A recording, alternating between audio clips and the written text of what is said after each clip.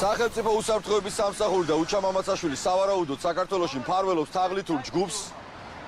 ასეულობით ოფიცია სავარაუდოდ გახსნილი საქართველოში, საიდანაც ძარცვავენ უცხოელ მოქალაქეებს. ამის შესახებ მე თავად ვაუწყე შინაგან საქმეთა სამინისტროს, ვაიძულე ფაქტობრივად, რომ საგამოძიებო მოქმედებები დაიწყონ, იმიტომ რომ სავარაუდო და დანაშაულის ადგილზე მივედი თავად გამოვიძახე საპატრულო პოლიცია, თავად უთხრა რომ აქ სავარაუდოდ არის ოფისები, საიდანაც ძარცვავენ უცხოეთის მოქალაქეებს. კოლ-ცენტრების შედარებით მცირე ნაწილის მფარველობას გრიგოლ ლილუაშვილი და ოთარ ფარცხალაძე მათი უახლოესი გარემოცვის წევრების მეშვეობით ახორციელებდნენ. დედაქალაქში არის ასეულობით ოფისი, ვაკეში კონკრეტული მისამართები ვიცი, საბურთალოზე კონკრეტული მისამართები, აგერ ბათუმში საერთოდ სასტუმროები დაუთმეს, საიდანაც კონკრეტულ 100,000-ობით ადამიანს ურეკავენ და მე ამ მილიარდ ნახევარს ინაწილებს ლილუაშვილი, ინაწილებს უჩა მამაცაშვილი, ინაწილებს ფარცხალაძე და იმნაწილებენ ის კრიმინალები, რომლებიც უბან დაყოფილი ყავს და ვიღაცეებს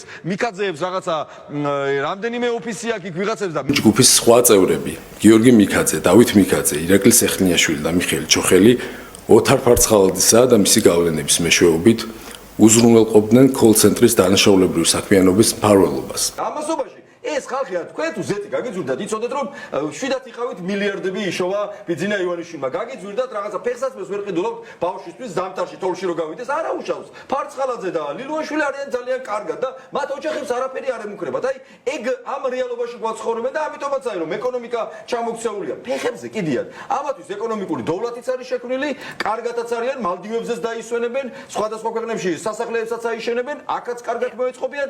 ოღონდ ყველამ კარგად უნდა იცოდეს, როგორც საერთაშორისო გამომძიებლებმა მოაკითხეს ეხლა და დაუკაკუნეს ლილუაშვილს და იმიტომ არის აცკმუტებული და წუწუნებს აგერ და გვიჩივის ლარი მომეციტო, ლარი არ ვიცი, მაგრამ ლილუაშვილი შევთავაზებ რუსულ მანეთს სადმე ვიშოვი და მოგითან და იქნებ დაკმაყოფილი და ბოდიშს მოხდა ცხადია, არ ვაპირებთ. ბოდიში თავად მოუხადეს საზოგადოებას და მეცაც გეტყვი იფიქრე იმაზე რა უნდა გასცე პასუხი საერთაშორისო გამომძიებელს. აი ესე მოუწევს სულ ყველას, აქ არ დაიჯებიან საერთაშორისო გამოძიებას მიმართავთ, სანამ აქ არ გვაქვს თავისუფალი სასამართლო, თავისუფალი გამოძიება. თორე მე როცა ქვეყანა იქნება თავისუფალი, მთელი ქონებების კონფისკაცია მოხდება, ვინც გაძარცვა ქართული ხალხი და მიიტაცა ქონება.